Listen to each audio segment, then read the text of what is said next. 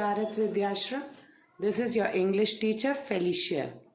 Today we are going to learn from our supplementary reader the first chapter, The Tiny Teacher. This story is about the ants, their life and how hardworking they are. So just a short recap of what we learnt in our previous class. So children, we had learnt about the types of verbs and the types of adjectives. So we had learnt the different structures of adjectives and verbs. So now coming back to today's lesson. So this is about the ant, a great teacher. So we have seen that an ant's life, always they fulfill their duties. So the ants always fulfill their duties with dedication. So this story we are going to learn how these ants actually have a very systematic living and how hardworking they are. Over here I have drawn an ant hill and the inside of an ant hill. This is called a colony. So ants live in a colony. So you can see that they have one room for storing the eggs, another room for the food. So ants keep working throughout the day. So the duties of the ants are actually from a cleaner to a soldier. So the ant hill with 100 rooms.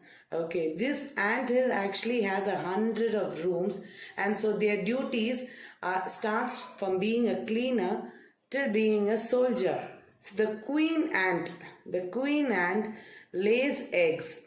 So the queen ant actually has a room for herself, might be a room or two where she lays her eggs, and she learns her duties from the other old ants. So the older ants, the duties are passed over to the queen ants, and in turn she takes care of the rest of the other ants. So these ants might be the smallest and wisest creature. You wouldn't have thought that we would learn something from an ant. So we basically think like we can learn from different people or people with a leadership quality. But there's the smallest ant which is the wisest creature. So as I said, some rooms the queen lays the eggs and the rest are nurseries. Nurseries are where the baby ants are kept. So the ants actually have a life cycle. They start from a grub till a cocoon. So a grub till a cocoon, just the same way how the frog actually from an egg to a tadpole and then to a frog. So that life cycle, the same life cycle is for an ant. They start from grubs, okay, until cocoons. So grubs to cocoons. So as I said, so this house of the ant actually is quarrel free. Quarrel means is without a fight. So these ants actually live in a house where there is no fight. So in turn they live a very peaceful life. So they lead a very peaceful life. Now how do you think we actually got to know about these ants? So we got to know about them from the ant keepers. So ant keepers are people who keep ants as their pets. So we normally have dogs or cats or other domestic animals as pets, but these ants are also kept as pets, and the people who keep these ants as pets are called as ant keepers. So why do you think they keep these ants as pets? They keep them to learn their behavior and also observe their way of life. So they have told us that the ants have feelers. So you can see I have drawn two lines over here near the ant's front face. So those are called the feelers. So the ants use these feelers to communicate and also greet another ant. So like just the same way like how we shake our hands, the ants use feelers. So feelers are used to communicate and greet other ants. And we have normally seen the black and red ant. So there are two varieties of ants that are very common. but actually there are many different varieties of ants.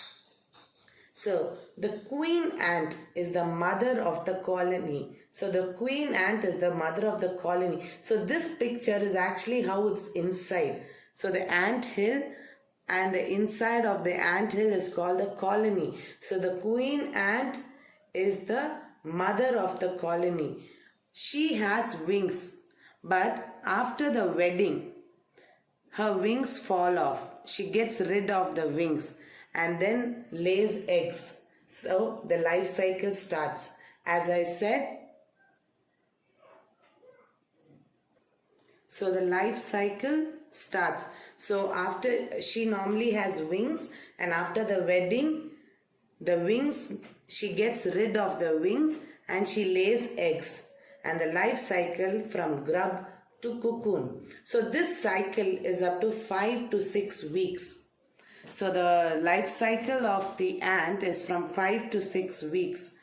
And the soldier guards the eggs to grubs. So from the egg, it turns to grubs. Grubs actually are like small kind of, like a worm it'll look, like a larva, small one. So that from the egg till the grub, the soldier ant takes care of it. And then the workers carry these grubs. So after the soldier ant, the workers will carry this grub for airing, exercise and sunshine.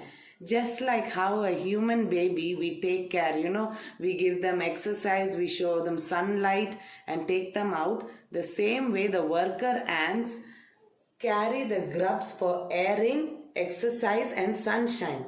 Then the new ants become soldiers or either builders or cleaners. So they have many varieties of occupation, like how we also have different occupation and different work. So these ants actually become they become a soldier or a builder or a cleaner. Okay, and not only that, they take training for few weeks. So that they can work in a very systematic manner. Systematic manner in the sense, without any stop or without any hindrance. They know that they have to get up in the morning, go for, whatever it's building or the cleaning work, start it in a very right time, move in a very smooth manner. So what we can see here is, these ants actually in turn are great teacher. Great teacher because they are teaching us a sense of duty. As I said, they work in a very systematic manner. They have a sense of duty. They are very hardworking, disciplined and loyalty. So the loyalty is, as I said, they don't have any quarrels and they live a very peaceful life. So there is no cheating, there is no disrespect. Okay, so they are very loyal to each other. They have, what they have to do is being in a very good system and a very good divided manner their life is. So they are very loyal. So what do you think? They might be very little, but they are significant creatures. So there is nothing like an ant. So for all these things, how do you think we got to know about all this? It's because of these ant keepers, the people who studied the behavior and observed the life of an ant. Actually, we got to know so much of an ant, like how good they are, how they take their step, how they start training and how they get into work, and what and all we can learn from an ant.